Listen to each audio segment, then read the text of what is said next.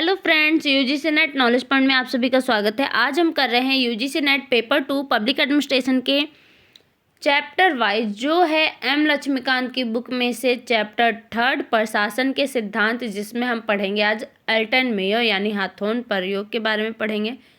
Channel पे नए हैं तो चैनल को जरूर सब्सक्राइब करें, लाइक एंड शेयर करें। आइए स्टार्ट करते हैं। मानव संबंध स्कूल अल्टन मेयो व अन्य यानी human relations school Alton Mayo and others क्या है? संगठन के मानव संबंध सिद्धांत सांगठनिक विश्लेषण के क्लासिकीय उपागम की प्रकृति के रूप में 1930 के दशक में अस्तित्व में आया। कब ये अस्तित्व में आया? मानव संबंध। अगर मानव संबंध की बात की जाए तो किसका नाम आएगा? अल्टन मेयो का नाम आएगा। ये आपके मैचिंग में पूछ लेते हैं।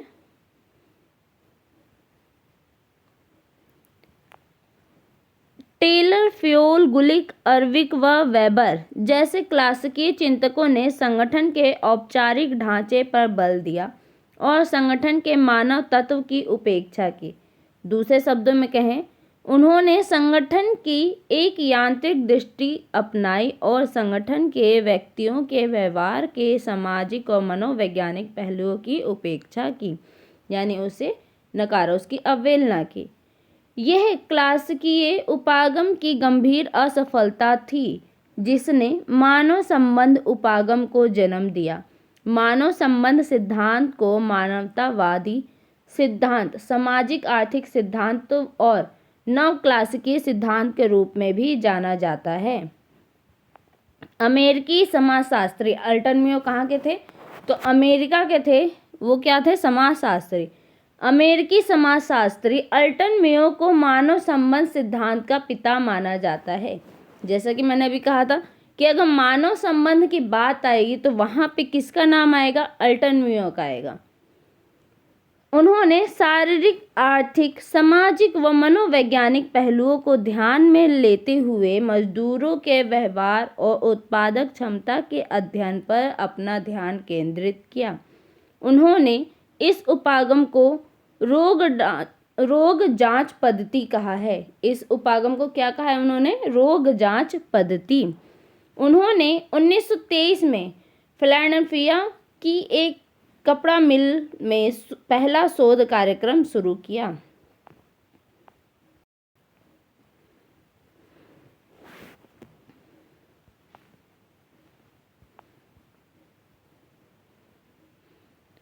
और प्रथम जांच कहा, उस जांच को क्या कहा? प्रथम जांच। उनकी प्रमुख रचनाएं हैं the human problem of in industrial civilisation 1933। कब ये पुस्तक आई थी? तो 1933 में ये पुस्तक आई थी। सेकंड पुस्तक है इनकी the social problems of in industrial civilisation 1945। और थर्ड बुक है इनकी the political problems of in industrial civilisation 1947। तो अल्टन मेयो की जो बुक है उसे आप किस तरीके से याद कर सकते हैं? इनकी बुक में सिविलाइजेशन की बात की गई है तो यहाँ पे किसका नाम आएगा? अगर सिविलाइजेशन आपकी उसमें किसी भी कंटेंट में लिखा जाएगा तो वो आएगा अल्टन मेयो का नाम वहाँ पे आएगा। मैचिंग में आप अल्टन मेयो डाल सकते हैं। अन्य विद्वान जिन्होंने मानव संबंध सिद्धांत के विकास में योगदान दिया उनमें F.J. Roethlisberger, William J Dickson, T North Whitehead, W Lloyd, E Warner व L.J. हडर्सन प्रमुख थे। मानव संबंध सिद्धांत में और कौन कौन से जो राइटर थे वो थे F.J.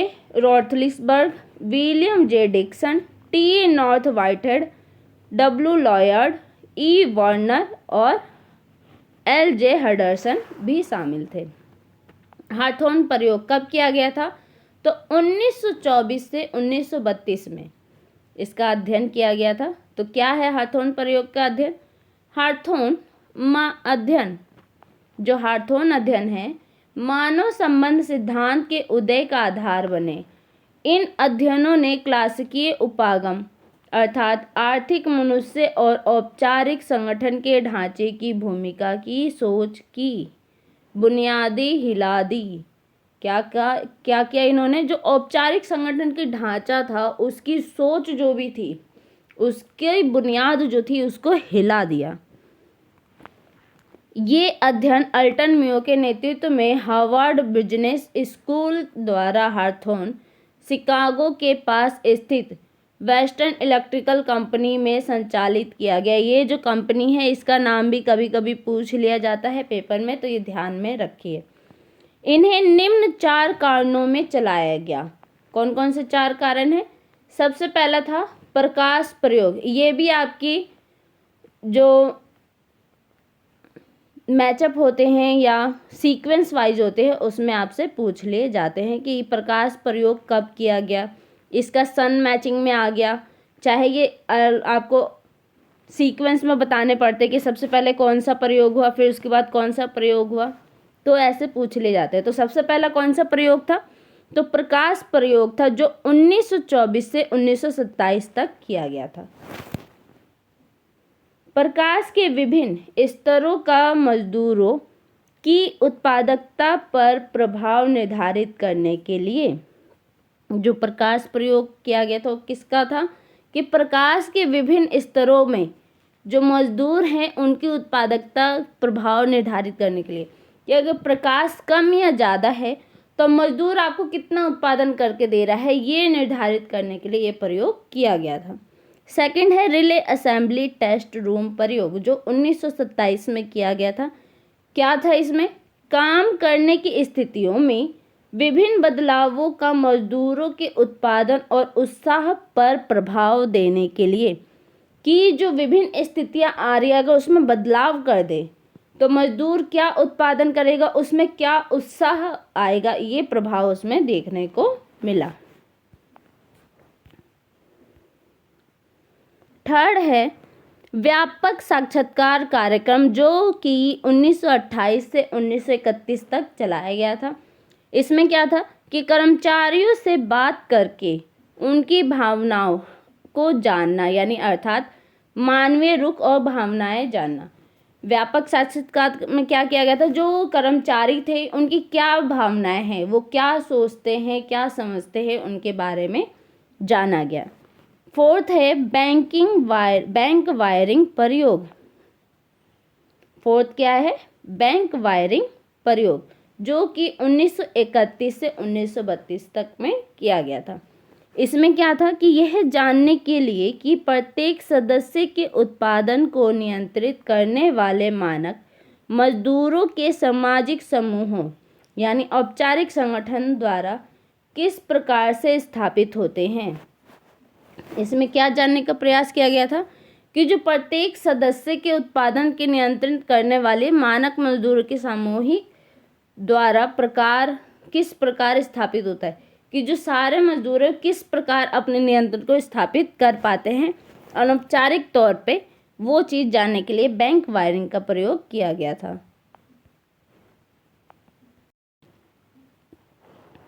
उपरोक्त चरण की व्याख्या 1939 में रोथलिसबर्ग व डिक्सन द्वारा प्रकाशित मैनेजमेंट एंड द वर्कर में की गई थी। हाथोर्न अध्ययन के नतीजे क्या क्या निकले थे इसके नतीजे? तो सबसे पहला नतीजा क्या निकला था? कार्य की भौतिक स्थितियां नहीं बल्कि कार्य स्थान के सामाजिक और मनोवैज्ञानिक कारक कर्मचारियों के उत्पादन और उत्साह को निर्धारित करते हैं। ये सबसे महत्वपूर्ण खोज थी। सेकंड पॉइंट है संगठन एक सामाजिक व्यवस्था है। थर्ड है आर्थिक स्तर, पुरस्कार और प्रतिबद्ध कर्मचारियों के व्यवहार, उत्साह व उत्पादन पर गहरा प्रभाव डालता है। फोर्थ पॉइंट है कर्मचारी तटस्थ, कटे हुए, असंबद्ध व्यक्ति नहीं होते अपितु वो सामाजिक प्राणी होते हैं। फिफ्थ पॉइंट है विशिष्टीकरण के ही आधार पर कार्य विभाजन अनिवार्यतः सबसे प्रभावी उपागम नहीं है। सिक्स्थ पॉइंट है मजदूरों में छोटे सामाजिक यानी औपचारिक संगठन बनाने का रुझान होता है। उत्पादन के मानक और व्यवहार्य प्रतिरूप ऐसे समूहों द्वारा ही तय होते हैं। 7 पॉइंट है, मजदूर प्रबंधन के प्रति अनौपचारिक कार्य समूहों के सदस्यों के तौर पर प्रतिक्रिया देते हैं, न कि व्यक्तियों के रूप में। 8 पॉइंट है, मजदूरों के व्यवहार, संतोष व उत्पादकता में नेतृत्व, पर्यवेक्षण की शैली, संचार और भागीदारी एवं केंद्रीय भूमिका अदा करते हैं। इस प्रकार हार्थोन अध्ययन के नतीजे अचंभित करने वाले थे और उन्होंने सांगठनिक चिंतन में क्रांति ला दी। उन्होंने एक नए सिद्धांत को जन्म दिया जिसे मानव संबंध सिद्धांत के नाम से जाना जाता है। इसकी तत्व और विशेषताएं क्या क्या थी? मानव संबंध सिद्धांत के 3 संगठक हैं, यानी 3 घटक थे। कौन क्या था? सबसे पहला व्यक्ति, सेकंड है अनौपचारिक संगठन और थर्ड है भागीदारीपूर्ण प्रबंधन। व्यक्ति क्या है? यह सिद्धांत व्यक्तियों की भावनाओं और धारणाओं के महत्व को पहचानता है। मजदूरों के उत्पादन और सांगठनिक नतीजे का स्तर कार्य में मानव संबंधों से निर्धारित होता है, न कि कार्यों की भौतिक और आर्थिक स्थितियों से। रोथलिसबर्ग के अनुसार हर व्यक्ति अद्वितीय है। हर व्यक्ति कार्य स्थिति में कुछ रुझान है, विश्वास और जीवन पद्धतियों और साथ ही साथ कुछ कुशलताएं तकनीकी, सामाजिक या तार्किक ले आते हैं। अपने पहले के अनुभवों के अर्थों में हर व्यक्ति की अपनी कार्य स्थिति में कुछ खास आशाएं और उम्मीदें होती हैं। ये किस में जाना? व्यक्ति से, जो उनके घटक थे, कि जो व्यक्ति है उसमें जो हर व्यक्ति है, यानी एक व्यक्ति है जो उस कार्य को कर रहा है, तो उसमें उसकी क्या होगी? उसकी कुछ खासियत होगी। हर व्यक्ति में कोई ना कोई खासियत होती है, तो ये चीज़ बताने की इन्होंने बात की है। इसके घटक है व्यक्ति के। अनौपचारिक संगठन, सेकंड क्या है? अनौपचारिक संगठन। मानव संबंध सिद्धांत अनौपचारिक संगठन पर जोर देता है, जैसे कि हिक्स व गुलेट कहते हैं, अनौपचारिक संगठन के भीतर मौजूद अनौपचारिक छाया संगठन पर बल दिया गया है। मनुष्य के सामाजिक पहलुओं पर ध्यान केंद्रित किया गया है और उसकी मुख्य आवश्यकता को अपने कार्य समूह से संबंधित होने, उसके द्वारा स्वीकारे जाने और उसमें सुस्थित होने की चाहत के रूप में देखा गया है।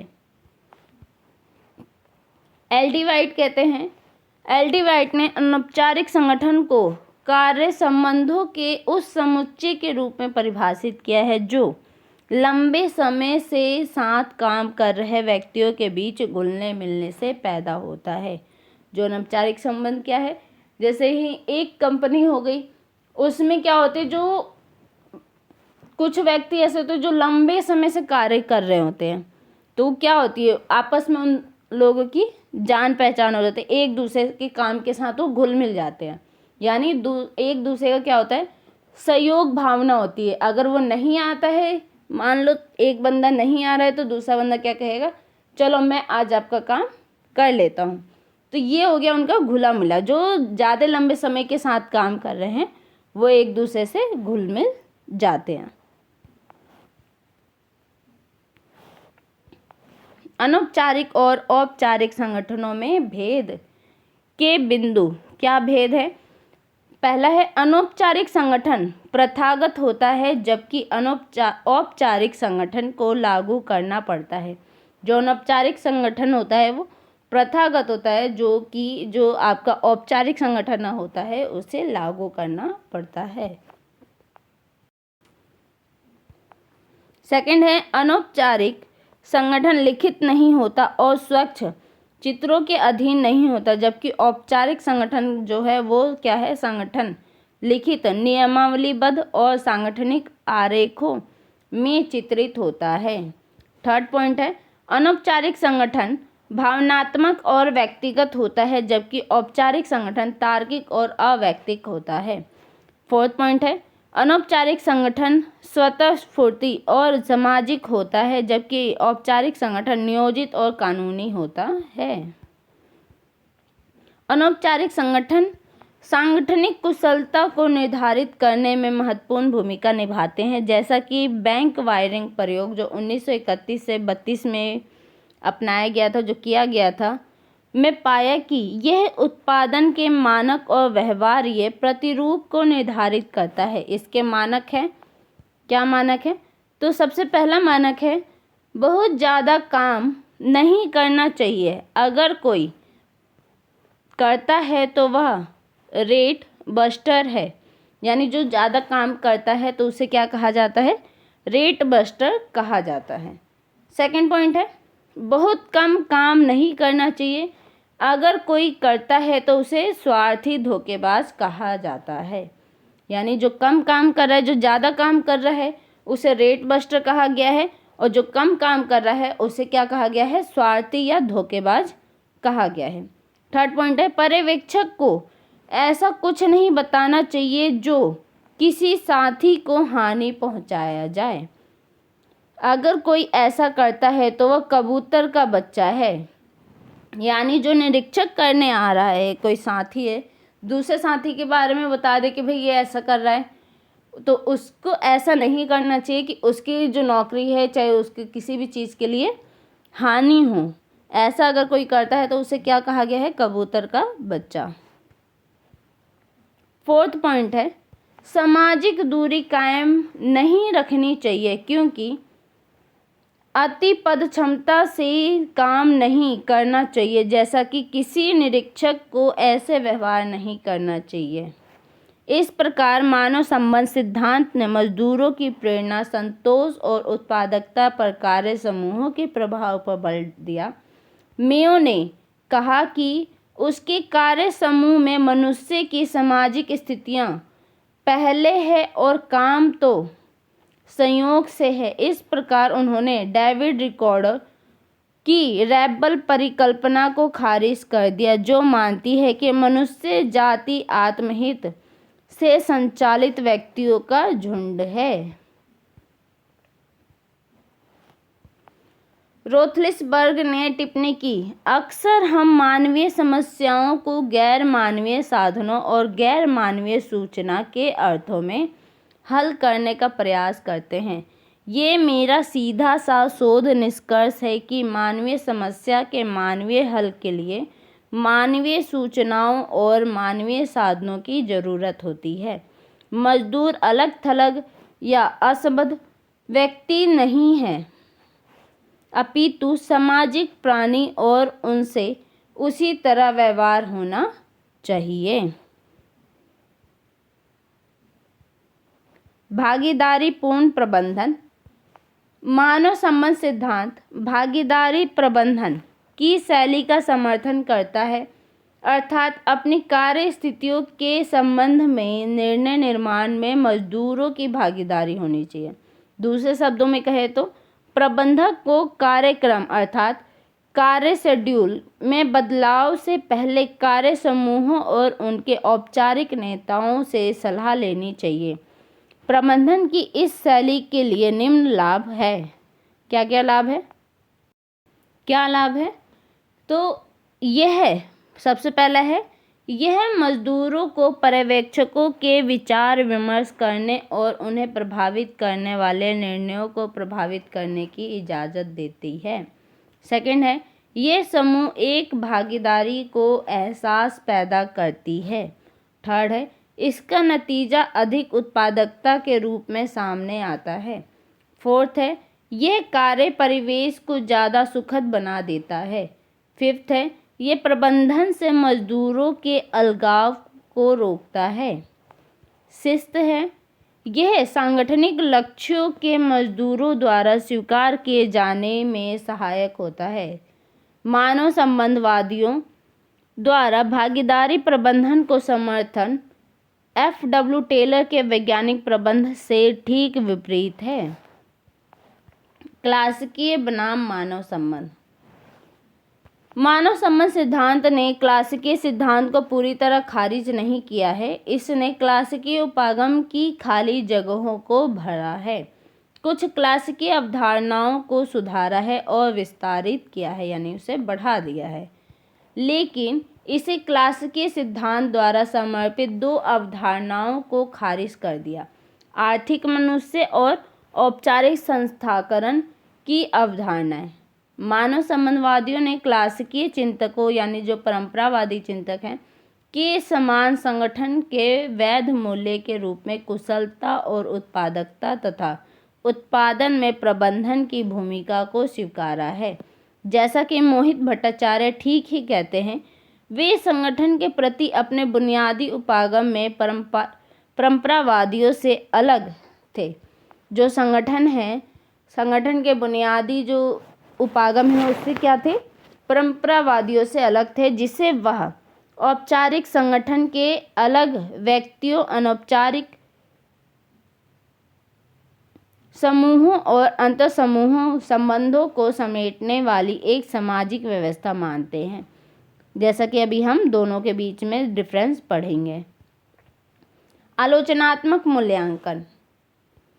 इस प्रकार हार्थोन अध्ययनों और मानव संबंध सिद्धांत ने प्रशासनिक चिंतन के विकास के बुनियादी योगदान किया है, जो उसमें क्या किया है, बुनियादी योगदान दिया है अपना। इसका महत्व उन अनौपचारिक संगठनों, यानी जो सामाजिक समूहों की खोज और उन पर जोर देने में निहित है, जो सभी संगठनों में मौजूद होते हैं और टीम वर्क और गठजोड़ को बढ़ावा देते हैं। दरअसल D.S. पुण्य ने मेयो को उस समय से पहले का एक व्यवहारवादी वैज्ञानिक कहा है जब यह शब्द लोकप्रिय हुआ था। उस समय क्या कहा है कि वह एक व्यवहारवादी वैज्ञानिक है। फिर भी मेयो और उनके मानव संबंध सिद्धांत की निम्न आधारों पर आलोचना की गई। क्या आलोचना की गई थी? तो एलेक्स कैरी ने वैज्ञानिक आधार के अभाव और 5 और 6 लड़कियों के एक गैर भरोसेमंद नमूनों को चुनकर सामान्यीकरण करने के लिए हार्थोन अध्ययनों की आलोचना की। सेकंड है, आलोचकों का मानना है कि प्रयोगों के दौरान मजदूरों का व्यवहार स्वाभाविक नहीं था, बल्कि शोध के दौरान मिल रहे महत्व, ध्यान और प्रचार से प्रभावित था। इसे हार्थोन प्रभाव के रूप में जाना जाता है, अर्थात मजदूरों को पता होता है कि उन पर नज़र रखी जा रही है। जो मजदूर है जिन पर ये प्रयोग किया जा रहा है, उनको पता है कि उन पर नज़र रखी जा रही है, तो वे सकारात्मक प्रतिक्रिया देते हैं और अपना सर्वश्रेष्ठ प्रयास करते हैं।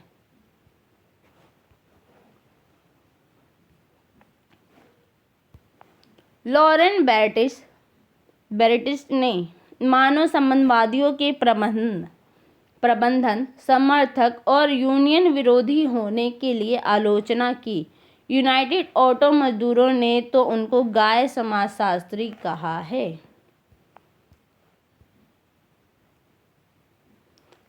फोर्थ है, अमिताई एतुजियानी ने टिप्पणी की, मानव संबंध सिद्धांतवादी मजदूरों के बीच या मजदूरों और पर्यवेक्षकों के बीच अनौपचारिक संबंध पर कुछ ज़्यादा ही ध्यान देते हैं, लेकिन औपचारिक संबंधों या इस पर बात नहीं कि वे अनौपचारिक संबंधों से कैसे निर्धारित हो रहे हैं, कि उन्होंने इस पे तो बात ही नहीं करी कि वो अनौपचारिक जो संबंध है उस पे कैसे निर्धारित कर रहे हैं।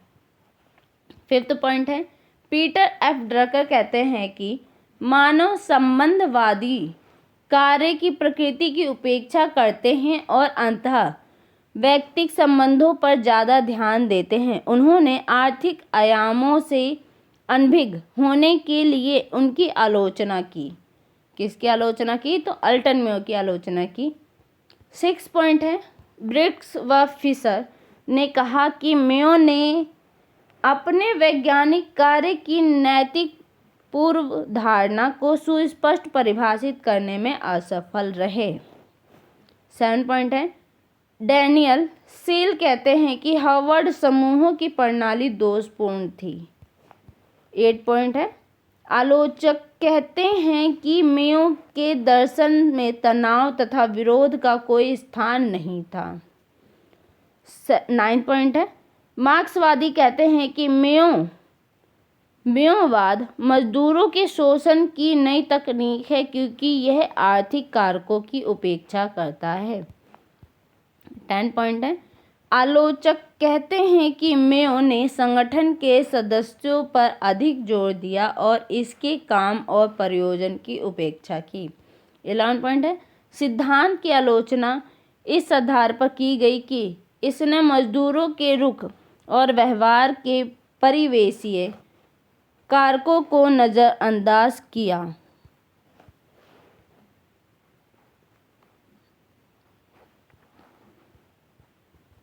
अब हम पढ़ेंगे इसके अंतर, क्या डिफरेंस है दोनों में।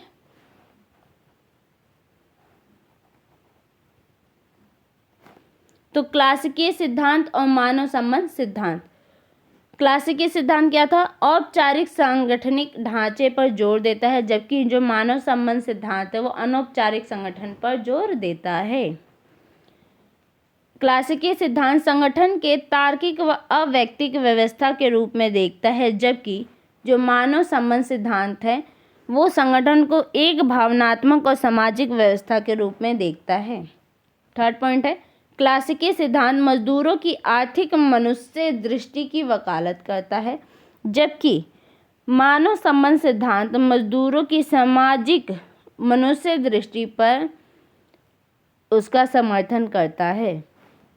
क्लासिकीय सिद्धांत संगठन के शारीरिक और यांत्रिक पहलुओं पर जोर देता है, जबकि मानव संबंध सिद्धांत संगठन के समाजशास्त्री और मनोवैज्ञानिक पहलुओं पर जोर देता है।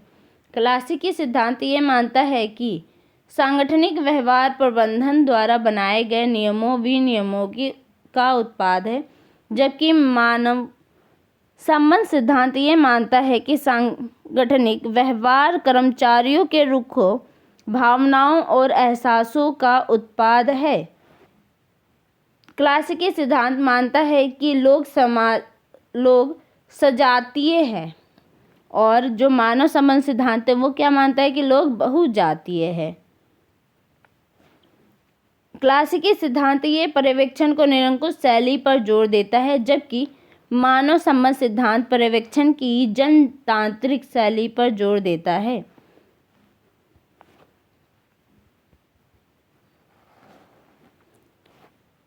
मानव जो है क्लासिकीय सिद्धांत मानव की परमाणु दृष्टि अपनाता है, जबकि मानव संबंध सिद्धांत मानव की सामाजिक दृष्टि अपनाता है।